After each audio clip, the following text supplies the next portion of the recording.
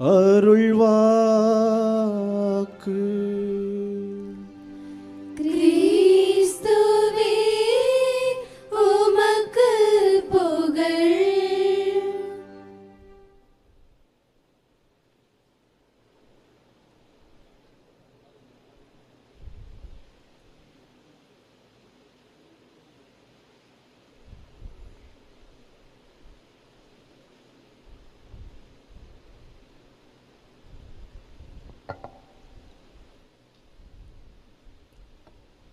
ஆண்டவர் இயேசுவில் அன்புமிக்கவர்களே, எல்லாரும் அழகாக உட்கார்ந்துருக்கீங்க பார்த்தீங்களா? அழகாக நம்முடைய கடற்கரை மணலில் ஆண்டவருடைய அருளால் கடவுள் நம்முடைய பிள்ளைத்தோப்பு இறைமக்கள் சமூகத்திற்கு அருமையாக அன்போடு தந்திருக்கக்கூடிய இந்த 10 நாட்களையும் மிகுந்த மகிழ்ச்சியோடு கொண்டாடுவதற்காக பல குடும்பங்களிலிருந்து ஒன்றாக கூடி வந்திருக்கிறோம். இதற்கு பெயர்தான் தோப்பு என்று சொல்லுவார்கள் இல்லையா?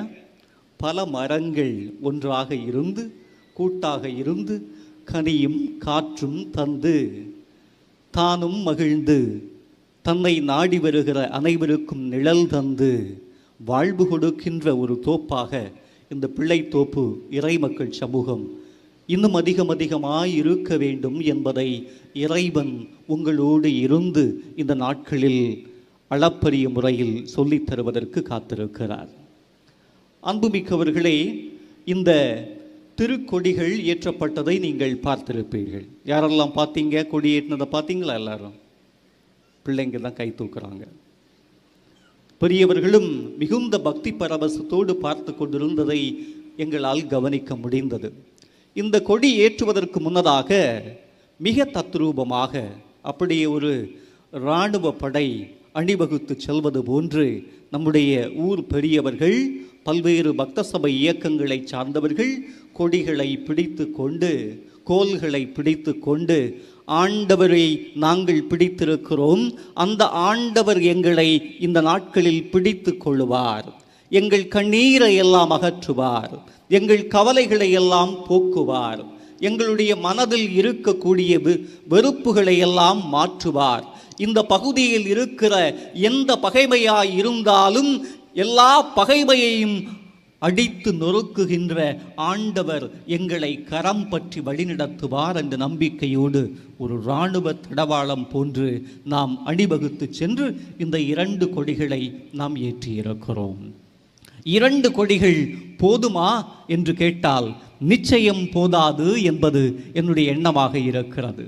கடவுள் இந்த நாளில் 2 கொடிகளை அல்ல 3 கொடிகளை ஏற்றி இருக்கிறார். அந்த 3வது கொடி யாரா இருக்குன்னு நினைக்கிறீங்க?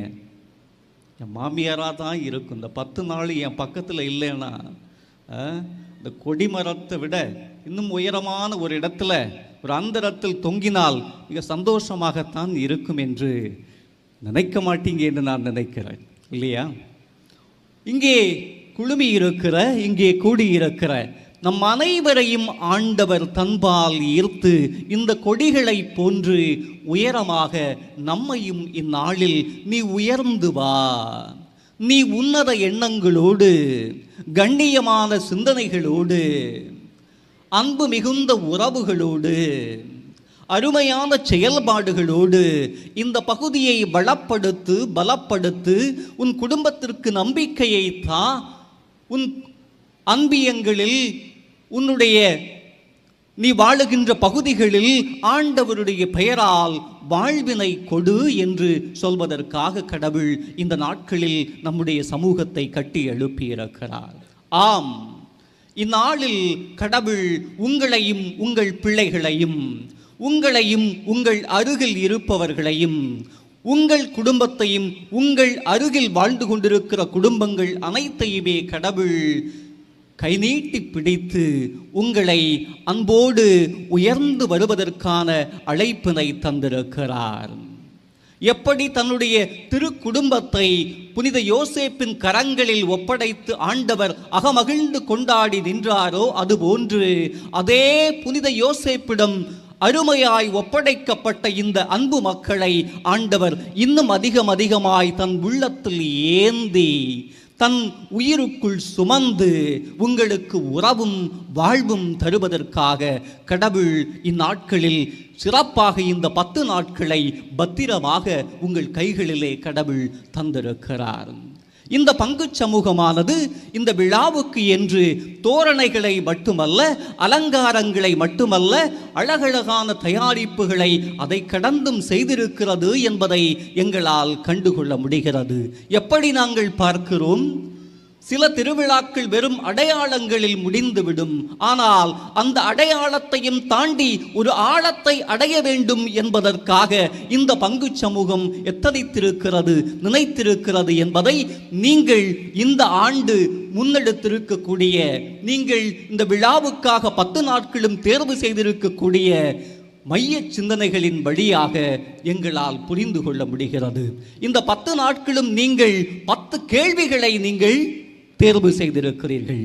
விவிலியத்தில் பல்வேறு விவிலிய மாந்தவர்கள் ஆண்டவரிடம் எழுப்பிய 10 கேள்விகளை நீங்கள் தேர்ந்து எடுத்து, இந்த தேர்ந்து எடுத்ததில் ஒரு தெளிந்த தேர்தலை இந்த பங்கு சமூகம் கொண்டு வர வேண்டும். இந்த கேள்விகளின் வழியாக ஒரு அன்பு வேள்வியை இந்த இறைமக்கள் சமூகத்திற்குள் பாய்ச்ச வேண்டும் என்று நீங்கள் நினைத்து இந்த 10 கேள்விகளையும் நீங்கள் தேர்வு செய்திருக்கிறீர்கள். கேள்வி கேட்கிறவங்கள உங்களுக்கு பிடிக்குமா? பிடிக்குமா?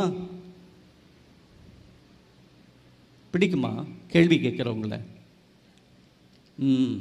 கேள்வி கேட்பவர்களை நமக்கு பிடிக்காது. கேள்வி கேட்பவர்களுக்கு நாம் பட்டப்பெயர்களும் வைப்பது உண்டு இல்லையா? இதற்கு மிகப்பெரிய சான்று யாரு? ஐயோ பாவம், நம்முடைய தோமையாரு கூட இதற்கு விதிவிலக்கில்லை இல்லையா? தெரியாம 2 கேள்வியை கேட்டார் என்பதனால அந்த தோமையாருக்கு நம்ம வைத்த பேர் என்ன?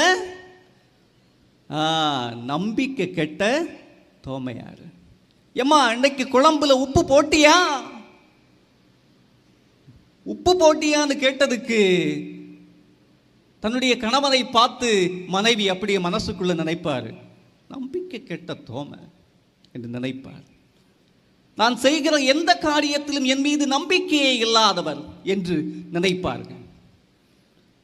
ஆக விவிலிய மாந்தராக இருக்கக்கூடிய இந்த பகுதியில் கால் பதித்தவர், இந்த மண்ணை தன் மனதில் சுமந்தவர் என்று சொல்லக்கூடிய ஒரு பாரம்பரியத்தை கொண்டிருக்கக்கூடிய இந்த பிள்ளைத்தோப்பு இறைமக்கள் சமூகம் இந்த தோமையாரையும் நாம் இன்று நினைத்து பார்க்க வேண்டி இருக்கிறது. கேள்வி கேட்டதால் அவருக்கு கிடைத்த அவப்பெயர்களை பார்த்தீர்களா? ஐயோ வருகிறான், கேள்வி கேட்டே குடைந்து விடுவான், கேள்விகளை எழுப்பியே இருக்கக்கூடிய அமைதியையும் தொலைந்து போய்விடச் செய்து விடுவாள் என்று பலர் மீது நீங்கள் முத்திரை குத்தியிருக்கலாம், பலருக்கு நீங்கள் முகத்திரை அணிவித்திருக்கலாம் என்பதை இந்நாட்களில் எண்ணி பாருங்கள்.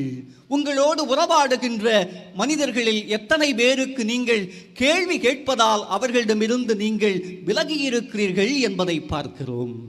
இந்த அன்றாட வாழ்க்கையில் கேள்விகளை விரும்பாத ஒரு இறை சமூகம், கேள்விகளை அவ்வளவாக நேசிக்காத மக்கள் 10 நாட்களும் 10 கேள்விகளை நாம் தேர்வு செய்திருக்கிறோம் என்றால் நாம் ஒரு மாற்றத்துக்குள் கடந்து செல்வதற்கு தயாராக இருக்கிறோம். நம்முடைய நினைப்புகளை எல்லாம், நம்முடைய கனவுகளை எல்லாம், நம்முடைய எண்ணங்களை எல்லாம் கொஞ்சம் புரட்டி போடுவதற்கு நாம் தயாராக இருக்கிறோம். நம் மீது சுமத்தப்பட்ட போர்வைகளை எல்லாம் விலக்கி இந்த வானமும் பூமியும் தரக்கூடிய வெளிச்சத்தை இன்னும் அதிகமாக பெற்றுக்கொள்வதற்காக நாம் தயாராக இருக்கின்றோம் என்கிற முனைப்பில் தான் 10 கேள்விகளை நாம் தயார் செய்திருக்கிறோம். அதில் இன்று நாம் தேர்வு செய்திருக்கக்கூடிய கேள்வி ஒரு இளைஞன் எழுப்புகிற கேள்வி, ஆண்டவர் இயேசுவிடம் எழுப்புகிற கேள்வி. நிலை வாழ்வை பெறுவதற்கு நான் என்ன செய்ய வேண்டும்? நிலை வாழ்வை பெறுவதற்கு நான் என்ன செய்ய வேண்டும் என்கிற ஒரு கேள்வியை ஒரு இளைஞன் இயேசுவிடம் முன்வைக்கிறார். பல மனிதர்கள் தங்கள் வாழ்க்கையை கேள்விக்கு உட்படுத்துவதில்லை. தாங்கள் செய்வதையெல்லாம் நியாயப்படுத்தி கொண்டு கடந்து செல்லுகிற பல மனிதர்கள் நம் மத்தியில் இருக்கிறார்கள். நாமே கூட அதில் இருக்கலாம். நம் வாழ்க்கையை திருப்பி பார்க்க முடியாத ஒரு திருப்தியில் நாம் இருந்து கொண்டிருக்கிறோம்.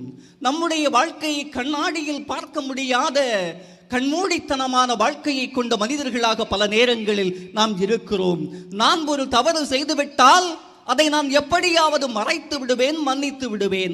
ஆனால் அடுத்தவர் செய்கின்ற தவறுகளை, அடுத்தவருடைய சில குற்றங்களையும் நான் சுட்டி காட்டிக் கொண்டே இருப்பேன், நான் குத்தி காட்டிக் கொண்டே இருப்பேன் என்கிற ஒரு மனநிலை பலரிடம் இருப்பதை பார்க்க முடிகிறது. இப்படிப்பட்ட மனிதர்கள் எல்லோரையும் கேள்விக்குட்படுத்துவார்கள். எல்லோரையும் கேள்வி, வருவோர் போவோர், இருப்பவர் நிற்பவர், தூங்குபவர், எந்த பிடிப்பும் வாழ்க்கையில் இல்லாதவர், எல்லா மனிதர்களையும் அவர்கள் கேள்விக்கு உட்படுத்துவார்கள். வீட்டில் இருக்கக்கூடிய எல்லாரையும் கேள்வி கேட்பார்கள். ஆனால் அவர்கள் தங்களை கேள்விக்கு உட்படுத்த மாட்டார்கள். லூக்கா நற்செய்தியின் 12ஆம் அதிகாரம் 19வது இறைவசனத்தில் தன்னை கேள்விக்கு உட்படுத்தாமல் தன் கண்களை மூடி, தன் மனக்கதவை மூடி உறங்கி போய் விடுகிற, வாழ்வில் தொலைந்து போய் விடுகிற, தன் உணர்வுகள் எல்லாம் மழுங்கி போய்விடக்கூடிய ஒரு செல்வந்தனை நாம் பார்க்கிறோம். அவனுடைய நிலம் அதிகமான விளைச்சலை தந்தது. ஆகா, எல்லாம் இருக்கிறது, எல்லாம் அல்ல, இறைவன் எனக்கு எதற்கு என்கிற ஒரு கேள்விக்கு வந்தவனாக அவன் சொல்லுகிறான். அவன் நிலம் நன்றாக விளைந்தது. சுற்றி பார்க்கிறான், தன்னை சுற்றிலும் விளைச்சல்கள் இருக்கிறது. ஆனந்தம் அடைகிறான். எனக்கு எல்லாம் இருக்கிறது, இனி மனிதர்கள் தேவையில்லை, எனக்கு எல்லாம் இருக்கிறது, என் உடன் பிறப்புகள் எனக்கு தேவையில்லை, எனக்கு எல்லாம் இருக்கிறது, அந்த ஆண்டவனும் எனக்கு தேவையில்லை என்கிற ஒரு நினைப்பில் அவன் சொல்லுகிறான். லூக்கா நற்செய்தியின் 12ஆம் அதிகாரம் 19வது இறைவசனம் சொல்லுகிறது. அவன் சொல்லுகிறான், நெஞ்சமே நீ அகமகிழ்ந்து கொண்டாடு, உண்டு குடித்து மகிழ்ந்திரு என்று அவன் சொல்லுகிறான். அனைத்தையும் மறந்தவனாக, ஆனால் அதோ கதியாய் தன்னையே மறந்து, தன்னையே பார்க்க முடியாமல், அதிகம் விளைந்தது மண்தானே ஒழிய உன் மனமல்ல என்பதை புரிந்து கொள்ள முடியாமல் அவன் வாழ்வில் தேங்கி கிடக்கிற ஒரு அவல நிலையை நாம் பார்க்கிறோம். இப்படிப்பட்ட மனிதர்கள், எல்லாம் இருக்கிறது என்று நினைப்பவர்கள், செல்வம் இருக்கிற மனிதர்கள், செருக்கு இருக்கிற மனிதர்கள், பொருட்கள் இருக்கிற மனிதர்கள், பதவி இருக்கிற மனிதர்கள், பல மனிதர்களை தங்களை சுற்றி வைத்திருப்பவர்கள் தங்களை கேள்விக்கு உட்படுத்துவதில்லை. ஆனால் இன்று நாம் தேர்வு செய்திருக்கக்கூடிய இந்த கேள்வியை எழுப்பக்கூடிய இளைஞன் தன்னை கேள்விக்கு உட்படுத்துகின்ற ஒரு மனிதனாக இருக்கிறான். அடுத்தவர்களை கேள்விக்கு உட்படுத்துகின்றவனாக அல்லாமல் தன் வாழ்க்கையை பற்றி அவன் பார்க்கிறான். நிலை வாழ்வை உரிமையாக்கிக் கொள்ள ஆண்டவரே, போதகரே, நான் என்ன செய்ய வேண்டும் என்கிற ஒரு கேள்வியை அவன் எழுப்புகிறான். இப்படி ஒரு கேள்வியை எப்போதாவது ஆலயத்தில் வந்து இங்கே இருக்கிற நம்மில் எத்தனை பேர் கேட்டிருக்கிறோம்? ஆலயத்திற்குள் வந்து இப்படி ஒரு வேண்டலை நம்மில் எத்தனை பேர் எத்தனை நாட்களாக வைத்திருக்கிறோம்? ஆண்டவரே, நிலை வாழ்வை உரிமையாக்கிக் கொள்ள நான் என்ன செய்ய வேண்டும் என்கிற கேள்வியை யாராவது கேட்டிருக்கிறீர்கள் என்றால் உங்களுடைய ஜெபம் நிச்சயமாக கேட்கப்பட்டது என்றே நான் எடுத்துக் கொள்ளுகிறேன். இதுவரை கேட்கப்படவில்லை என்றால் இனி வருகின்ற நாட்களில் நாம் நித்தம் நித்தம் கேட்கக்கூடிய ஒரு கேள்வியாக இருக்க வேண்டும் என்பதால் தான் இந்த விழாவின் முதல் நாளிலேயே இந்த கேள்வியை நம் உள்ளத்து வேள்வியாக இந்த விழா நாளில் நாம் பதிவு செய்திருக்கிறோம். ஆண்டவரே, நிலை வாழ்வை உரிமையாக்கிக் கொள்ள நான் என்ன செய்ய வேண்டும் என்று கேட்கிறான். சரியான கேள்விகள் நமக்கு சரியான பாதைகளை அமைத்து தரும். நமது மத்தியில் கேள்விகளுக்கு பஞ்சமில்லை. என்ன கேள்வி? என்ன கேள்வி? சாரி நல்லா இருக்க, எத்தனை ரூபாமா இல்லையா? இந்த கேள்வியை ஒரு நாளைக்கு நம்ம எத்தனை முறை கேட்போம்? எத்தனை முறை கேட்போம்? எத்தனை முறை கேட்போம்? பல முறை கேட்போம் இல்லையா? இல்லையா? இந்த மோதிரம் எங்கம்மா வாங்குற என்று நாம கேட்போம். இந்த பொருட்களை எங்கு வாங்கினாய் என்று ஒரு கேள்வியை பல நேரங்களில் நாம் கேட்பது உண்டு. பொருட்களில் மூழ்கி பொருள் ஆசையில் தேங்கி கிடக்கக்கூடிய ஒரு சமூகம், இந்த வாழ்வுதான் நிரந்தரம் என்று நினைத்துக் கொண்டிருக்கக்கூடிய ஒரு சமூகம் இப்படிப்பட்ட கேள்விகளை எழுப்பிக் கொண்டே இருப்பேன். ஆனால் உருப்படியான கேள்வி, உருப்படிகளை தாண்டிய கேள்வி, தங்கமான கேள்வி, தங்கத்தையும் தாண்டிய கேள்வியை இந்த விவிலியத்தில் அவர் வைக்கிறார். நிலை வாழ்வை நான் பெறுவதற்கு என்ன செய்ய வேண்டும்? பாருங்கள், சரியான ஒரு கேள்வியை இந்த இளைஞன் முன்வைப்பதை பார்க்கிறோம். நம்முடைய வாழ்வில் நாம் எத்தகைய கேள்விகளை கேட்டுக்கொண்டிருக்கிறோம் என்பதை பொறுத்து நம்முடைய வாழ்க்கையின் தரம் அமைகிறது. எப்படிப்பட்ட கேள்விகளை நாம் எழுப்பிக் கொண்டிருக்கிறோம் என்பதை பொறுத்து நம்முடைய குடும்பத்தினுடைய வாழ்க்கை நிலை மாறுபடுகிறது. எம்மா, 50,000 ரூபாய் வருமானம் வந்துச்சே, எவ்வளவு ரூபா நீ மீதி வச்சிருக்கிற எப்படி என்று ஒரு கணவன் தகுந்த கேள்வியை தகுந்த நேரத்தில் கேட்கவில்லை என்றால், நான் சம்பாதித்து கொடுக்கிறேன், என் மனைவி எல்லாவற்றையும் பார்த்துக் கொள்வார், எல்லாத்தையும் பார்த்துடுவாங்க, குடும்பத்தை யாரும் பார்த்துக்கிடுவாங்க. கேள்வி கேளுங்கள். கடலில் உழைத்து களைத்து நீங்கள் அந்த உப்பு கரைசலில் கரைந்து போய் கொண்டு வரக்கூடிய ஒவ்வொரு காசையும் வீட்டில் கொண்டு வந்து கிடக்கிற போது தயவு செய்து அக்கறையோடு, அன்போடு, அரவணைப்போடு, நம்பிக்கையோடு, தோள் கொடுக்கும் தோழனை போன்று ஒரு மனைவியிடம் கேட்க வேண்டிய கேள்வியை கேளுங்கள். உங்களுடைய கணவன் ஒவ்வொரு நாளும் தாமதமாக வருகிறார் என்றால், ஐயோ, என் வீட்டுக்காரரை நான் எப்படி கேள்வி கேட்பேன் என்று நீங்கள் தயங்கி தயங்கி நிற்கிற போது அவர் உங்கள் பிள்ளைகளுக்கும் உங்கள் குடும்பத்திற்கும் மிக தூரமாக சென்று விடுவார். உங்கள் பிள்ளை இரவு வேளையில் தாமதமாக வீடு திரும்புகிறான் என்றால் கேளுங்கள், ஏன் மகனை இப்படி செய்தாய்? நானும் உன் தந்தையும் தேடிக்கொண்டிருந்தோமே என்று அன்னை மரியா கேள்வி எழுப்பியதை போன்று பிள்ளைகளிடம் கேள்வி கேட்கக்கூடிய துணிச்சல், சரியான கேள்விகளை கேட்கக்கூடிய துணிச்சல் பல தாய்மார்களிடம் இல்லை என்பதுதான் ஒரு மெய்மையாக இருக்கிறது. சரியான கேள்விகள், கேள்விகளுக்கு பஞ்சமில்லை, ஆனால் சரியான கேள்விகளுக்கு பஞ்சம் இருக்கிறது. இந்த கேள்விகளை நாம் யாரிடம் கேட்கிறோம் என்பதை பொறுத்து நம் வாழ்க்கையில் பல விடைகள் கிடைக்க ஆரம்பிக்கும், இல்லையா? சும்மா காய்கறி கடையில் இருக்கக்கூடியவரிடம் போய் நாம் பல நேரங்களில் பேரம் பேசுவோம். அவர்களிடம் போய் நம்முடைய வீரத்தை காட்டுவோம். நம்முடைய தெருவுக்கு ஐஸ் விற்க வரக்கூடிய ஒரு அண்ணனை, ஒரு சகோதரனை பார்த்து நாம் என்ன செய்வோம்? அவரிடம் நம்முடைய வீராப்பை எல்லாம் காட்டுவோம், இல்லையா? ஆனால் பெரிய பெரிய கடைகளுக்கு செல்லுகிற போது அப்படியே அடங்கி ஒடுங்கி நாம் எல்லாம், இந்த வீராதி வீரர்கள் எல்லாம், வீர பெண்மணிகள் எல்லாம் எவ்வளவு ரூபாய் என்பதை அப்படியே கொடுத்து விட்டு நாம் நகர்ந்து விடுவோம். சரியான கேள்விகளை சரியான நபர்களிடம் கேளுங்கள்.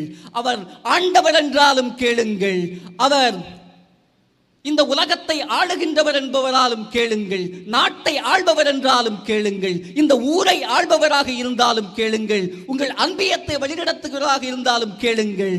யாரிடம் அதிகாரம் இருக்கிறதோ அவர்களிடம் அதிக கேள்விகளை எழுப்புவதற்கான கடமையும் பொறுப்பும் நமக்கு இருக்கிறது என்பதை இன்றைய நாளின் கேள்வியில் நாம் கற்றுக்கொள்ளுகிறோம். ஏனென்றால் இந்த இளைஞன் கேள்வி எழுப்புவது ஆண்டவரிடமே கேள்வி கேட்கிறான்.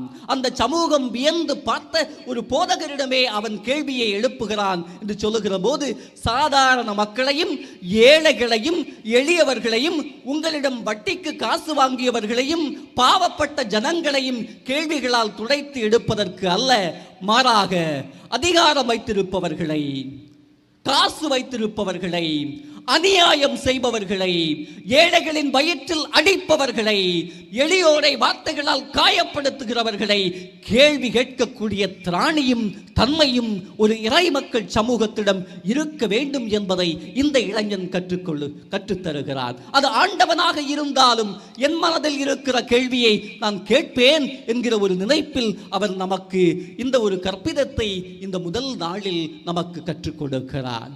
இந்த இறைமக்கள் சமூகம் சரியான கேள்விகளை எழுப்பி, இந்த கேள்விகளை பகைமையின் அடையாளமாக பார்க்காமல் நாம் ஒருவரை ஒருவர் திருத்திக் கொள்வதற்கான வாய்ப்புகளாக கருதி, கேள்விகள் கேட்கப்பட்டால் தான் ஒரு சமூகம் தன்னை திரும்பி பார்க்கும், திரும்பி பார்த்தால்தான் உங்களை உங்கள் அருகில் இருக்கிற சமூகம் விரும்பி பார்க்கும். இந்த அன்பு மிகுந்த கேள்விகளால், அக்கறை மிகுந்த கேள்விகளால் ஒரு சமூகம் வளரும். உங்களை வாழ வைக்கின்ற அந்த ஆண்டவர், உங்களை வழிநடத்துகின்ற புனித யோசேப்பு உங்கள் குடும்பங்களையும் உங்கள் பிள்ளைகளையும் ஒவ்வொரு நாளும் கரம் பிடித்து வழிநடத்தட்டும் என்று உங்களுக்காக இறைவேண்டல் செய்கிறோம். ஆமென்.